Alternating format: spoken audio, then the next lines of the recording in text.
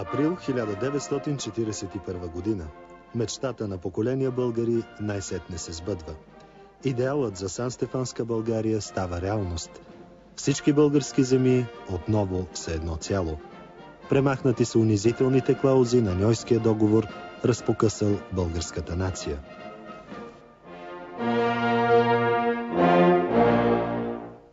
Целият български народ вижда днес да се осъществяват неговите идеали за създаването на една мощна и обединена България от Дунав до Бяло море и от Охрид до Черно море.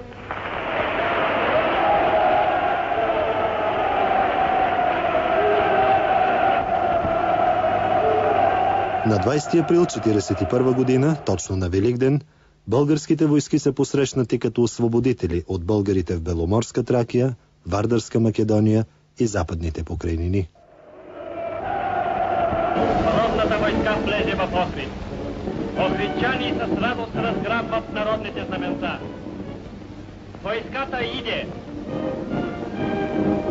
Българският трицвет на вечни времена ще се вее над Охрид.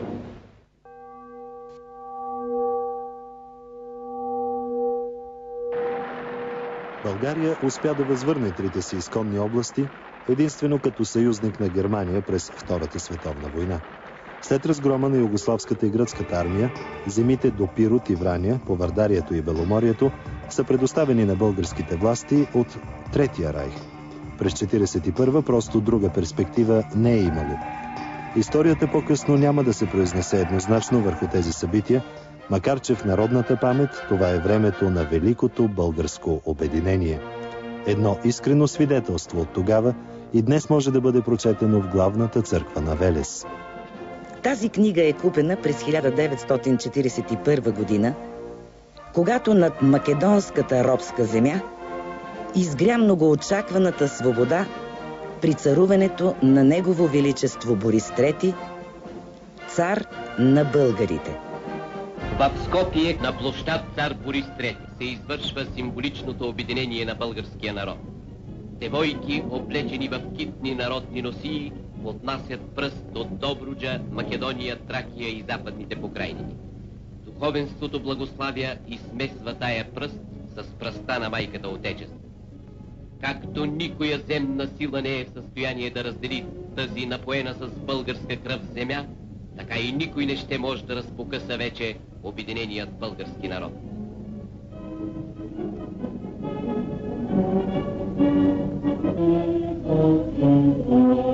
Смесената и благословена пръст от всички български краища се занася тържествено в катедралния храм Света Богородица, за да остане там за вечни времена.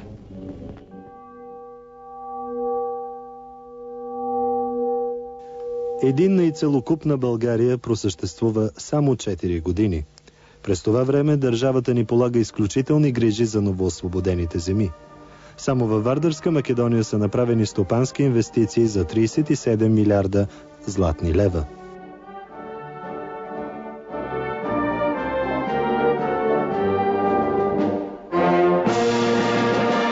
Есента на 44-та обаче слага край на българското обединение.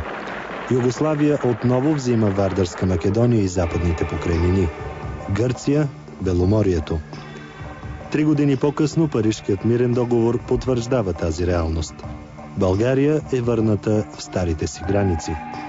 Телените мрежи от Ньой 19 отново прорязват кървавата диря на разделението.